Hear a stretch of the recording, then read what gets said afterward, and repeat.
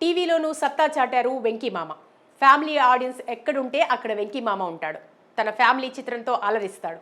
Career మొదటి నుండి తను తీసిన ఫ్యామిలీ చిత్రాలు థియేటర్స్లో ఎంత పెద్ద హిట్ అయ్యాయో అంతకు మించి టీవీల్లో హిట్ అందుకున్నాయి.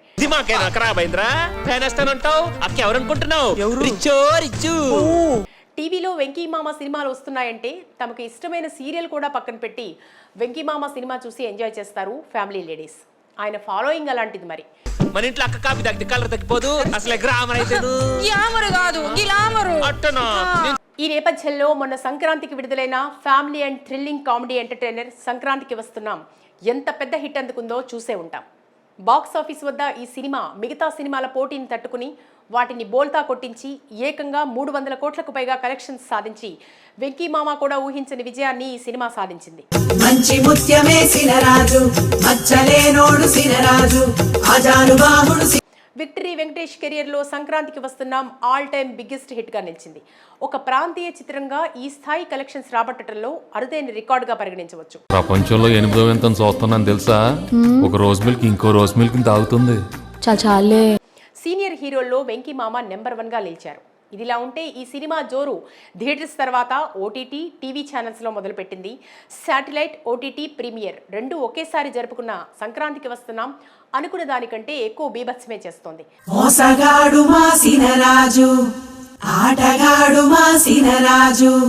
కేవలం 12 గంటల్లోనే 100 మిలియన్ నిమిషాల వ్యూస్, 15 లక్షల వీక్షకుల ద్వారా కొత్త రికార్డుల వైపు పరుగులు పెడుతోంది. ఈ సినిమా ప్రసారం జరిగే సమయానికి ఓటీటీ G5కి ఫ్రెష్గా 25,000 సబ్స్క్రైబర్లు చేరారని డిజిటల్ వర్గాల సమాచారం. భర్తలతో భార్యలు సిగ్గుతో అన్నారంటే ఉత్సాహంగా ఉంది రా. ఇక ఇదే ప్లాట్ఫామ్ మీద వచ్చిన RRR, హనుమాన్ రికార్డులను కూడా సంక్రాంతికి వస్తున్నాం దాటేయటం విశేషం. అంతేకాకుండా ఈ సినిమా మొన్న శనివారం రోజు జీ సినిమాలో ప్రసారం చేయగా అత్యధిక టీఆర్పీ రేటింగ్ సొంతం చేసుకుంది.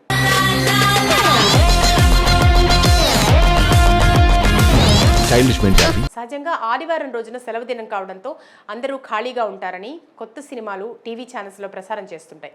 కానీ జీ తెలుగు వారు శనివారం సాయంత్రం సినిమా ప్రసారం చేయడంతో ఫ్యామిలీ లేడీస్ సినిమాని ఎక్కువగా ఆదరించారు.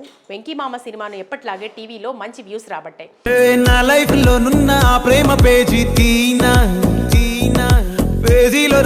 మధ్యలో యాడ్స్ వచ్చినా ఛానల్ మార్చకుండా ఈ సినిమాను చూసినట్టు తెలుస్తుంది. అయితే సినిమా చూస్తున్న ప్రేక్షకుల కోసం వారి ఉత్సాహాన్ని పసిగట్టి మరింత ఎంజాయ్ చేసేలా జీ టీం గోదారి గట్టు మీద రామశిలకవే పాటను 2 సార్లు రిపీట్ చేయడం గమనార్హం.